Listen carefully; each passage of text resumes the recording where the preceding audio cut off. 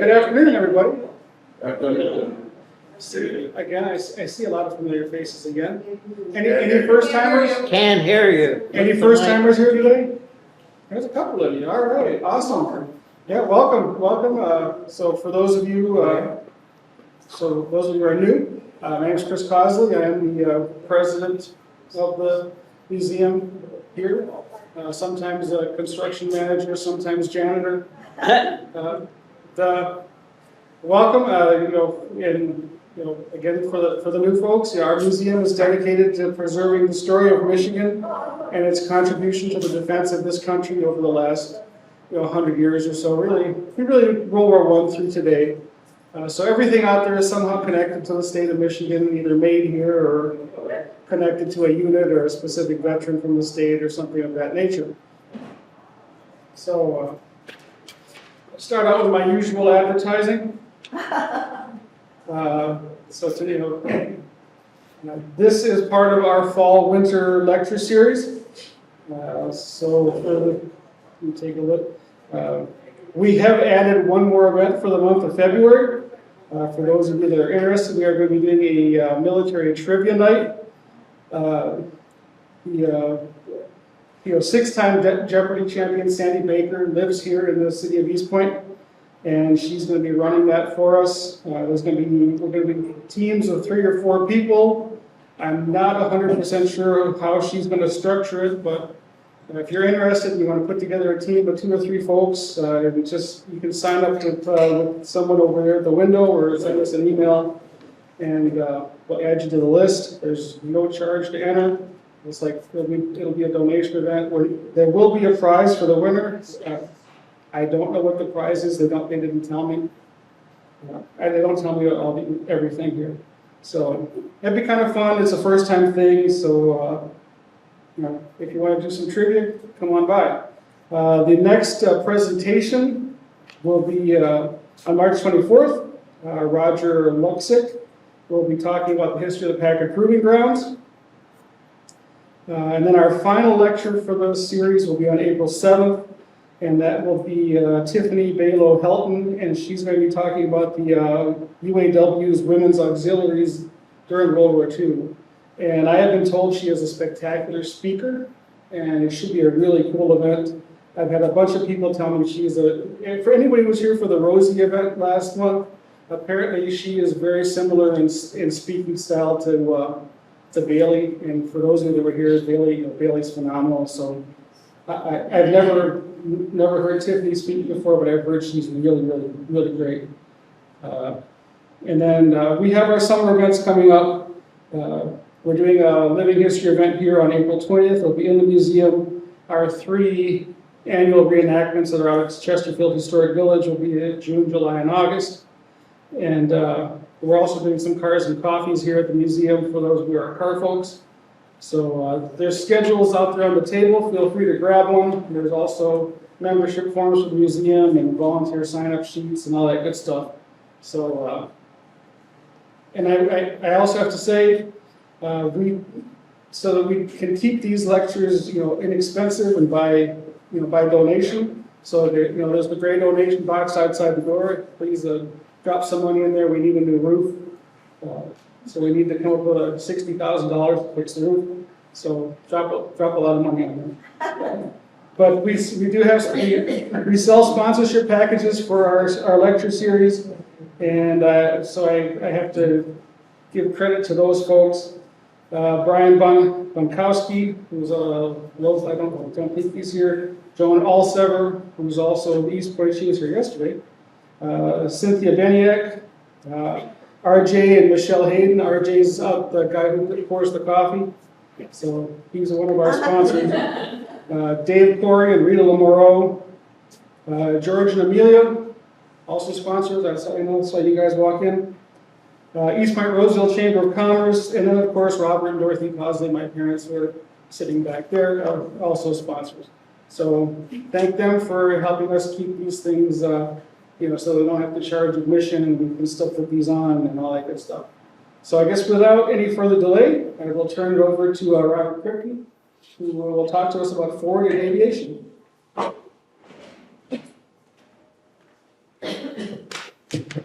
Thanks, Chris. Thanks very much. And it's such a pleasure being here. I've been here a couple other times, and it's such a good audience that I always talk to and that, and you appreciate history, and I'm so glad. And this is a great facility that's here.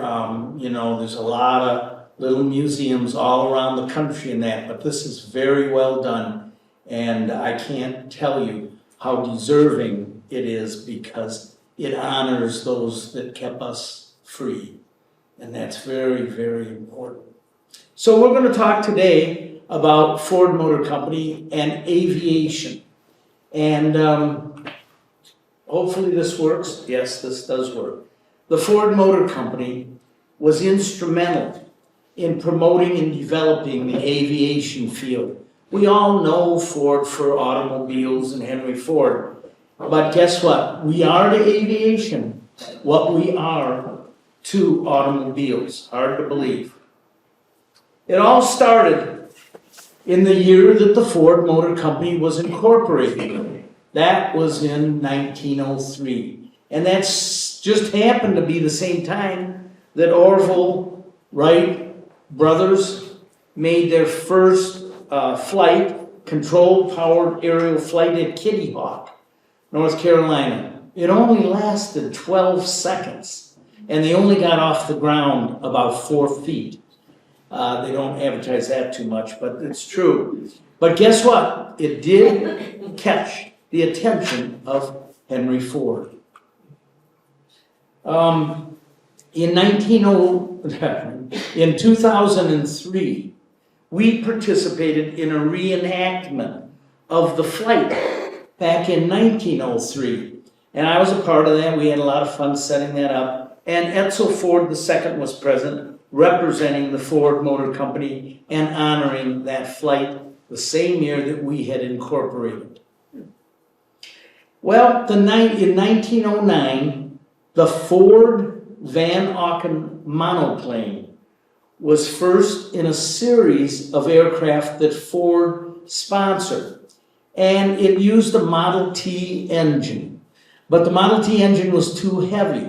So it was kind of interesting. Instead of making new dies and everything, what they did is they took the engine and wherever there was a thick piece of metal, they drilled it out. So they drilled a whole bunch of holes in the engine without disrupting the internal works to make it lighter so it would work in this airplane way back in 1909. In 1912, Henry Ford visited Glenn Curtiss, and he had made the first public airplane flight in the United States. Henry was very sympathetic to Glenn because Glenn was fighting the Wright brothers. The Wright brothers had taken out a patent on all automobiles or on all airplanes and kept them from really developing. Henry Ford had the same problem because there was a man named Selden that had taken out a patent on all automobiles, and Henry Ford fought that in court for a number of years. Okay. Gee. And okay. In 1917, the Ford Motor Company was awarded a World War I contract to build Liberty engines for the Army. Ford was to produce 5,000 of the needed 20,000 engines. These were all built across the street here, well, further than that, at the Highland Park plant. Originally, 8 cylinders were required, but Ford changed it into a 12-cylinder engine. And guess what? Ford became very interested in another method of flying, and that would be literally airships. And he actually had a German agent looking into producing and purchasing airships manufactured over in Europe. One of Henry's officers that worked for him in the company was named William Benson Mayo. And he went to Washington to promote Zeppelin production. You'll hear about him later. But the real breakthrough began with a man in Detroit here named Bill Stout, who wrote letters to the Detroit business community and said, I need money. I've set up my shop and I'm building metal airplanes and I need your help financially. Edsel Ford, the son of Henry Ford, gave him $2,000 to help his venture, which was a considerable amount of money back then. Henry never did, hang on here, something happened. We'll get this straight, Chet. Henry Ford never did donate to the cause, but in 1924, Henry did agree to partner with the Stout Metal Airplane Company. Henry appointed that man, William Benson Mayo, to be in charge of this endeavor. Eventually, 1,600 employees worked for him. Edsel was definitely the driving force between this venture. Because of logistics, it was decided to move the company from downtown on Beaubien Street and move the factory out by the Ford Engineering Building and Dearborn and create an airfield out there to test these airplanes. The South operations, like I said, were located in Detroit. They moved out to Dearborn. Here's what it looked like in 1924. Everything worked just like you'd build an automobile. They had assembly lines, drafting boards, designing, the whole 9 yards. The airfield was started in a field around the engineering building. The airport was billed as the finest airfield in the world. At first, the runways were grass, like all runways were back in those early days. By 1928, though, concrete was laid down, making the Ford Airport in Dearborn the first in the world to use concrete runways. Actually, the pilots were afraid to land at first. They thought it would be too harsh, but then when they felt how smooth it was and level and no pits to fall into and that, they loved it. In addition to the airport was a mooring mast. This was a time when only private dirigible masts were allowed to be built, and Ford had the only one in America. By 1925, this was the most modern, finest airport and the finest dirigible landing that could be used. Unfortunately, it was only used twice. Here it is in 1926 with the U.S. Navy airship Los Angeles docking at this private mast in Dearborn. The ship was 650 feet long, which is a few football fields long, but criticism was made because getting out of the gondola and crawling down that mast was a little bit difficult. The plane design and manufacturing by Bill Stout was coming right along. In fact, the first Ford Stout plane was named Maiden Dearborn. Not made in, but Maiden Dearborn. Pretty interesting. Soon, the air business was catching on, and Stout bought an airlines down in Florida to expand our holdings. Stout also started to be involved with the contract of airmail. There had been no such thing in the past. All went by train, but we developed airmail. In order to carry more payload and increase speed, Stout developed a plane called the 3AT with engines for Henry to sell to the government and commercial ventures. Unfortunately, every pilot that flew this plane said it was terrible and a death trap. Needless to say, Henry Ford was really upset at this. Now, interestingly enough, a few days after this happened, the Stout factory burnt to the ground, which is a little dubious, but the 3AT plane also burnt inside the hangar with it. Bill Stout was actually sent off on extended lecture duties, so Henry Ford was quite upset. Soon, however, a new factory and a new hangar were put up in Dearborn, and the operations were back in swing.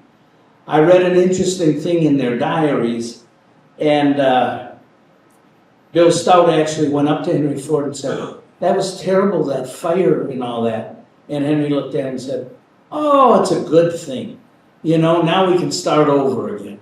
So, hey, the 3-engine plane that was designed was kind of a culmination using the 3AT and improve it greatly.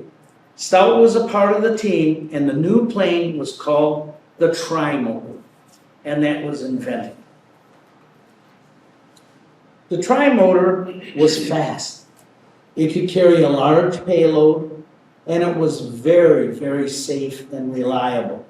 The Tri-Motor planes actually set the standards for all air travel back in the 20s. In 1927, in fact, Edsel, Ford, and Stout partnered with Admiral Byrd on an Arctic expedition. The plane used was a Fokker plane, not a Ford plane, but because Ford backed it, the name used on the side was Josephine Ford, the only daughter of Edsel Ford. In 1929, the Tri-Motor was also used in an Antarctic expedition. Here's one of my favorite shots. They're taking the plane across some open water on floats to get to some place that they could take off from. This was from 1927. This is another invention that the Tri-Motor was adapted for, and that was portable mooring docks. And the government liked this very much. They could move it around. Over the years, Ford sponsored many of the national air shows and helped promote air travel. Here Edsel and his son, Henry Ford II, the Deuce, are enjoying the sights. Henry Ford, the old man, always thought he could develop a personal transportation device for the air, just like the Model T for the cars. His one-person flivver plane was an attempt at this. Here's a picture of Will Rogers sitting in the flivver over here in Dearborn at the Ford Airport. This was Henry's favorite pilot, Harry Brooks. He set all the small plane long-distance records in 1928. He went from Detroit down to Florida and cruised all over. Unfortunately, 4 days after he had landed in Miami, Harry took off and crashed. The wreckage was found, but Harry's body was never recovered to this day. I mean, I don't think there's going to be anything left. Small plane development proceeded, though, after Harry died, and it culminated in the successful flying of what was known as the Flying Wing in 1935. Now, Charles Lindbergh had flown from New York to Paris and became the most famous person in the world at the time. On a publicity tour, Lindbergh stopped to visit the Ford airport. He had heard all about it and decided he'd look at it. Henry Ford met with Charles Lindbergh, and both of them found out they were from Detroit. They had lived within a couple miles of each other in downtown Detroit. The two hit it off real well. Henry and Edsel actually took their first airplane ride with Charles Lindbergh in 1927. I have researched this greatly. I think it was the only time that Henry Ford ever went up in a plane. He always liked to travel by train or by automobile.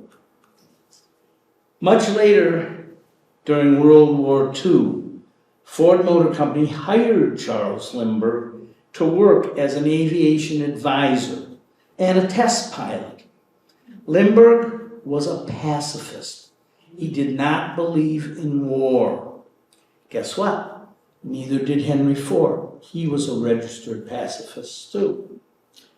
President Roosevelt thought that was disgraceful and literally said that Lindbergh was not allowed to serve in the Air Force or the Army, and that he was a German sympathizer.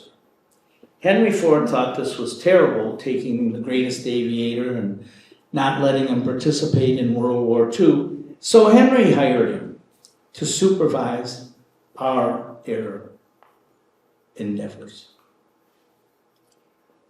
Well, guess what? These two war goods of World War II came out of the Ford Motor Company. The B-24 bomber plane and the glider planes. And these were unbelievable. I'm here to tell you, they helped, if not totally, won the war for America. Up at our wood fabrication factory in the Upper Peninsula of Michigan, Kingsford, they got a contract to build glider planes out of metal tubing and wood. They did. We produced a lot of these. I've been up in that area a lot and talked to some of the old timers and that worked on these. We got the production cost down from $30,000 down to around $12,000. And guess what? We invented things there. You'll never guess what we invented there. Super glue. They needed to get those parts put on those planes and held together. So we invented super glue to do that. That's pretty wild. It was very dangerous flying in these gliders, but was very effective behind enemy lines because, of course, they were silent when they came down. But real dangerous. Got a million stories to tell. Hey, listen, the most amazing project of World War II was a project that we had to beat out our competition at tremendous risk. Edsel Ford and a guy named Charlie Sorensen, the general manager at Ford, bid on building the B-24 bomber that was already being built by Consolidated. Building took place, this is Willow Run, took place on property already owned by Ford for farming and soybean production. Willow Run became the focus of national interest. Newspapers ran articles about this all over the United States. The airplane factory was called the Grand Canyon of American industry. The building was the largest factory under one roof in the world. B-24 bombers contained 152,250 parts, all made by companies right around here, right around in this area. The exercise was on a grand scale, and they only had months to get this thing in full swing. Thousands of people were needed to hire to facilitate this huge project out the expressway that way. It wasn't there at the time. Thousands of people were needed. As you see, the employment roles were that 61,000 men, and surprisingly, 39% were women. Started that whole Rosie the Riveter that's on the wall here, right over here. Amazing, amazing. And also, as you see up in the right-hand corner up there, we also hired 480 small people from circuses, carnivals, whatever, because they were able to crawl into spaces that no one else could. And they actually put the wing together, not in sections, but one piece, and then one of these little people would crawl down in there and help with the riveting. It's amazing techniques that took place. Well, guess what? The total production turned out to be 8,685 planes, or 1 an hour. They said it couldn't be done. They couldn't, the government couldn't believe it. You know, but it came at a great toll too. An awful lot of men and women worked out there night and day and gave up their livelihoods and their lifestyles for this. Actually, Edsel Ford in the center there was suffering from stomach cancer, and he died in 1943, only 49 years old, the son of Henry Ford. It broke Henry Ford's heart. And I know a little bit about that because my grandfather worked out there at the time. He was on plant protection. He was a car salesman in Detroit, and you know, Ford tried to save some of those guys' jobs by getting them jobs. He was on plant protection, and he saw Edsel Ford walk in the lobby. He worked in the lobby, and Edsel Ford didn't look good, and he collapsed. And they called an ambulance, and guess where they took him? Henry Ford Hospital, and he didn't live very long, and he passed away. And it was a terrible loss. He was a great guy. The B-24 was an icon of pride. And I'm here to tell you, it won World War II. If it wasn't for that plane early on, we couldn't have made the inroads that we did and got our infantry where they needed to be. Ford had many aviation firsts. We delivered contract mail. We utilized radio control landing electronics. We were the first passenger terminal with passenger shuttle buses that take you there. We built the very first hotel for air travelers to service an airport, the Dearborn Inn. And as I said before, we had concrete runways. The personalities at Ford were great people, you know, the best. We had, of course, Bill Stout, who was the father of metal airplanes. You know, they were made out of canvas and sticks up to that point. And we also had Charles Lindbergh on our staff. Amelia Earhart was an advisor for a while. Eddie Rickenbacker, the greatest pilot supposedly that lived. And Charles Sorensen, the general manager of the whole thing. They were great personalities. So what happened? Well, it didn't stop after World War II. We purchased Philco Corporation in 1961 because they had excellent electronics. And we knew that automobiles were going to need a lot of electronics. Take a look at your car today. Thank God we did that. You know what? We invested in research and pioneering for the latest in aeroneutronic devices. It really did change things. Then a strange thing happened. There was a friendship that had developed between between Henry Ford II, the Deuce, the grandson of Henry Ford, and Lyndon Johnson.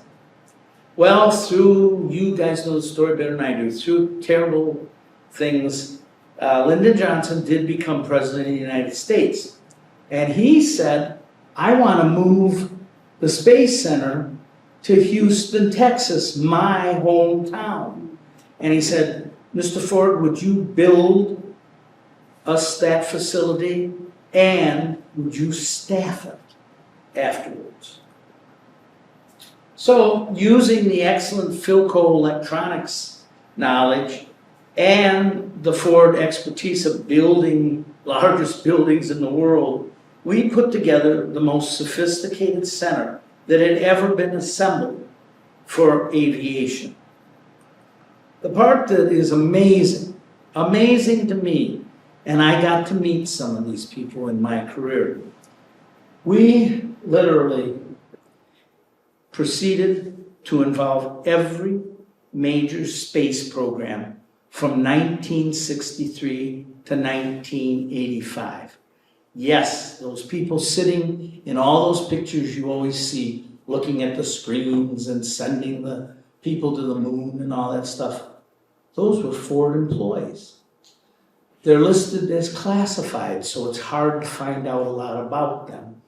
But there was about 500 Ford employees that literally supervised and managed all of those space flights. That's amazing, coming out of Dearborn. Philco Aeroneutronics it turned into aerospace and the communication division. So now they were launching satellites, telecommunication, many of which are still up there today. And we had lots of contracts from all different people for their own telecommunications via space. We even designed some strange looking test airplanes and special devices for tracking down hurricanes, so on. While we were doing all of that, we were also producing products that we needed to move our own employees around. You know, we traveled all over the place from plant to plant and everything. So we developed Ford Transportation. We bought ourselves a fleet of like 10 various planes, and literally I was thankful I got to fly on them every other day, and that was cool, and they were very nice. And it was a great asset for the company. In 1963, we moved air transportation over to Metro Airport and ran a premier air transportation service, which was second to none. We all wanted to fly on the Ford planes and were real disappointed when we had to take commercial flights. You know, but the Ford Motor Company had a tremendous impact on the whole aviation field. And literally, its proximity to Selfridge Airfield, and of course Willow Run, made it great for collaboration on all of these aviation projects, especially during World War II. I'd like to now open it up to questions from any of you, and I'll be glad to tell you what I know. I have a question, please, if you don't mind. No. This is the first time for me here, and I found this interesting when I read it, because I read a book, and I can't think the life of me what the name of it was, but it was something to do with the Fords up to past World War II, how they got involved in this airplanes and the government work. Would you happen to remember the name of the title of that book? Something about democracy.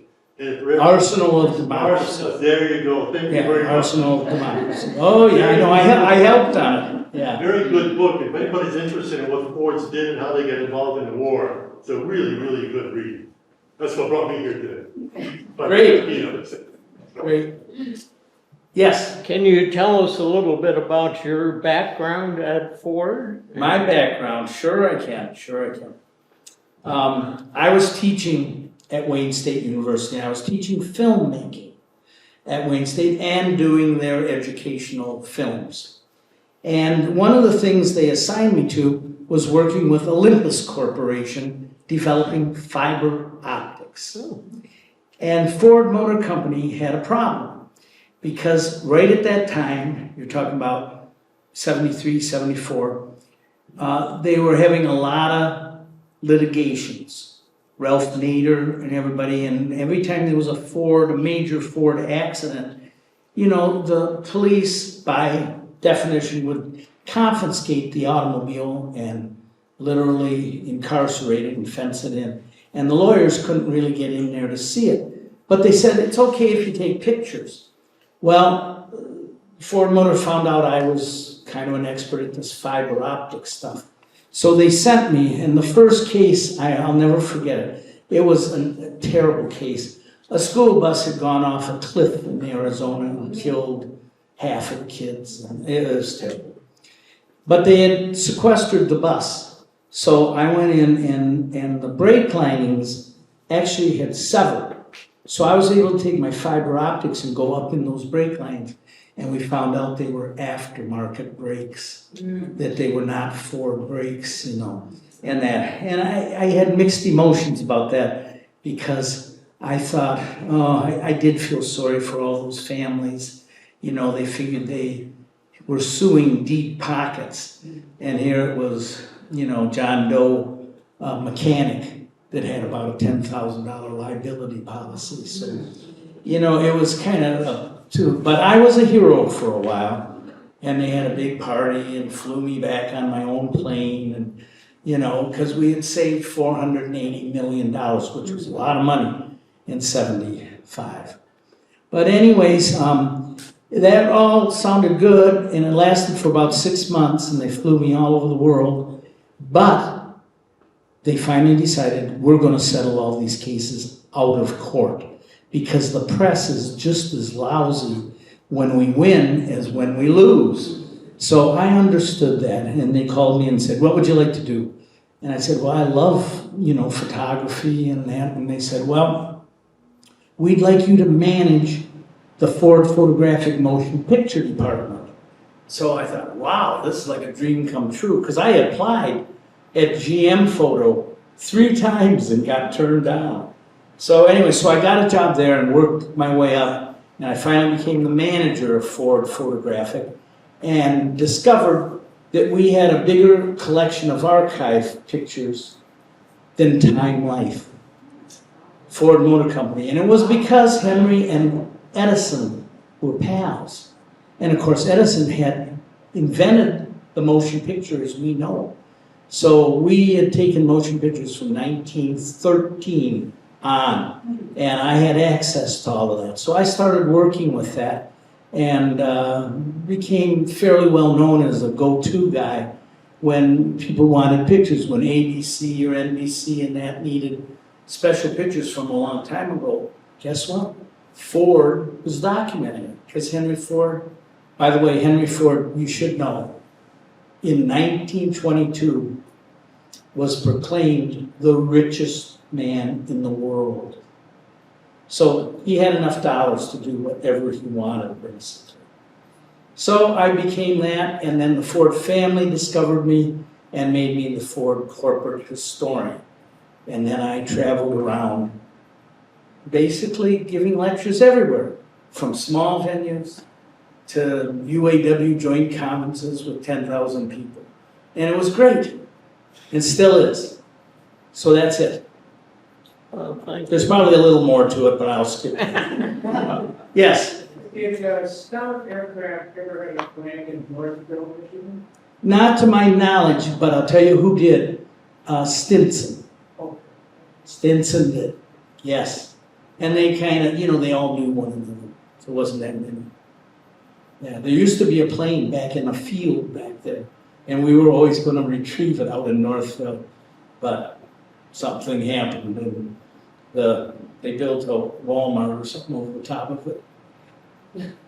Any other? Yes? Yeah, is there any of those those little flivver airplanes still in existence? Yes. If you go out to Greenfield Village, there's one out there hanging up, No, really? and I believe they have one at the Wright-Patterson Museum, Aeronautics Museum.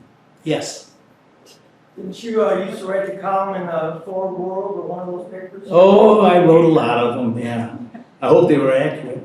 Yeah, I used to work with Ford, and I used to. Oh, good. Did it all the time. Good. Any other questions? Yes? The plane that went from 30,000 to 12,000 production costs, I forgot the Yes. name was. But how, I was just wondering how that happened, like, was that paid for by the government, those planes? Were those, Well, if you're asking how did we get the price down? 2 questions. One is, what was the incentive for getting the price down? Was there a budget, and was it the government paying for those at the time? Yeah, the government was paying for those, but I truly believe that Henry Ford wanted to win that war and did everything he could to make them economical. And of course, building them on a moving assembly line brings your cost way down. And you can buy 80,000 rivets rather than 1,000 per plane, you know. Yes? How how familiar are you with the Liberators? The bombers, Yeah. pretty familiar. I've been reading all my dad's letters to my mom, and he was a gunner, a turret gunner. Oh, boy.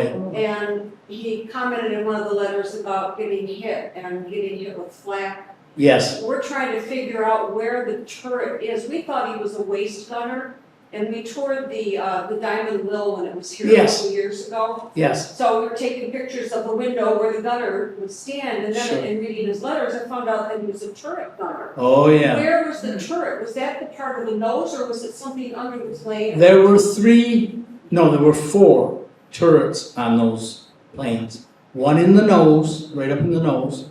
One of them up on the top of the plane. One of them on the belly of the plane, and one of them in the rear end. Yeah, the tail end of the plane. There's nothing indicating which turret he was in, so. Well, that was a hell of a detail. And the worst job was being in that belly turret, because if you didn't get out of there when they were gonna land, and the landing gears didn't work so well, it fell right on He you. commented on that, and maybe that's where he was, and that's why he. It could have been. Because he commented how difficult, my dad was not a large man, he was, I think, 5'8". And they did that. They used smaller frame yeah. people for those turrets for obvious reasons. I had a friend that worked, or had, his father was in one of those turrets and was saying it was terrible. And he said shooting out of them was terrible too. And he admitted that he probably shot down about 3 friendly airplanes. You know, because you just start shooting, you know, and they're shooting at you. Terrible, terrible. Well, he commented that he got hit by a piece of flak and he saved it. I don't know whatever happened to it, but he said his flak suit saved it. Who Yes. manufactured those flak suits, do you know? Yeah, They yeah, were I all do, over. yeah. They were manufactured in Utica, Michigan. That's where I live. Oh, well then guess what? That turned into an upholstery factory. Is there some history on that somewhere? Oh, probably go out there and Go look. to Utica, I'll go to Utica. history. Yeah. Yeah. And you know, they had to wear thermal outfits too, because the temperature, depending on how high you went in those planes, man, it got down to 20 below, you know, in those planes, if you can imagine flying, you know. Yes? Anything else? Well, listen, One thing. yes, You're talking about the gliders, one of the display cases there shows you something, wooden parts. yes, For the gliders. yes. I had the pleasure of going up to Kingsford, Michigan, which was Iron Mountain back then. And that's where they built the gliders. And we helped them redo and recreate a full-size glider up there, and it's in their museum. So if you ever go to the UP, don't forget to go look at that. And it's fascinating stories. Fascinating stories. And you know, when they took off, you know, if you were successful in doing your espionage work and everything, and you got back to your glider, what you did is you ran out in the field in front of you, and on a pole, a collapsible pole, you put a big round hula hoop like up there, and a full powered plane came down with a hook and grabbed it, and you were on the end of the rope. But the guys told me that the jerk busted all the seats out of them, and you ended up in the back of the plane, if not, fell out the back. Terrible.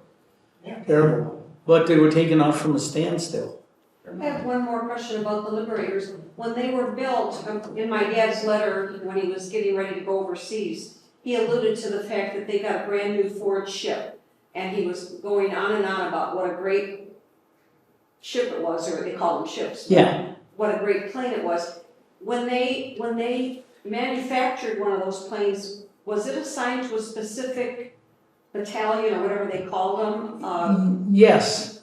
They were basically flown from Willow Run out to the West Coast or to the East Coast, depending on who we were fighting at the time. And I'll tell you what, There were so many of them parked out on the tarmac, they couldn't find enough pilots. And they were recruiting farmers that flew their own little private planes to fly those big B-24s out to the West Coast and the East Coast and deliver them, because, over 8,000 planes, that's a lot of planes. And when we were making one an hour, they were piling up. We had to get them out of there. I understand that Selfridge was trying to get their hands on one of the B-24s. I know Yes. they want it in Ohio. And the Diamond Lil, I think, is based in Texas somewhere. It is, That's it the one is. we toured. And that's the one that tours around. Do you know there's- how many are in existence? I heard there's one in Europe somewhere, but. Yeah, I did research on that because we wanted to, the Ford Motor Company was going to pay to get one and put it out at the Yankee Air Force Museum. There's only, to our knowledge, 8 of them in existence. And there's one in India, one in Great Britain, one down in Texas. There's one out in Denver, but that's pretty trash, And there was a few others, But, yeah, it's amazing that those 8,000 got scrapped. But, right away, they took the engines off them and all that, Yes? Now, those planes, they would have been commissioned by Army Air Corps, right? Yes. Because Air Force didn't. They didn't until exist. After World War II. That's correct. It was Army. It was all Army. Yes, that is correct. Yes? Do you still work for Ford? I am their corporate historian emeritus, and I still work for the Ford family and that, but I'm retired from Ford. Yes? I just want to say thank you. It was very informative. Well, I'm glad you enjoyed it. I am. I'm glad everybody. Yes? Yes, what is your next lecture going to be, and where is that going to be at? Well, I have several of them. I do these lectures called SOAR. And I don't know if you guys are familiar with that, but they have these lectures for basically senior citizens, and they're those Zoom meetings, And those are kind of hard to do too, because there's sometimes 500 people on them. You can imagine on the screens, but that's one of those. And then I also do films, so I do lectures about that too. The one at Macomb coming up? Oh yeah, there's one in Macomb County coming up, and that is based on a film about Lake St. Clair, and it's pretty nature-oriented and so on. Yes? Speaking of the Ford factory, Yes. I remember when the Ford factory used to be in Mount Clemens, in the area where I grew up and on the side of town where I still live to this very day. Was that the one that moved to Utica? Yes. And that was... There was a DuPont, now there was Exalta Coating Systems. Right, they traded hands there. Obviously, and people sometimes don't realize this, but to build those automobiles, it requires all types of skills. And that Mount Clemens Utica plant was upholstery. They did the upholstering for most of the vehicles. And especially when we got into plastics, naugahyde, and all that good stuff. And my cousin worked at one in Mount Clemens, started working here. Yes. And then he was transferred to the one in Utica. And he was saying something about upholstery. Right. Thank you for the question about Macomb County too. That's February 15th at the Performing Arts Center. Thank you very much, guys. Have a nice day.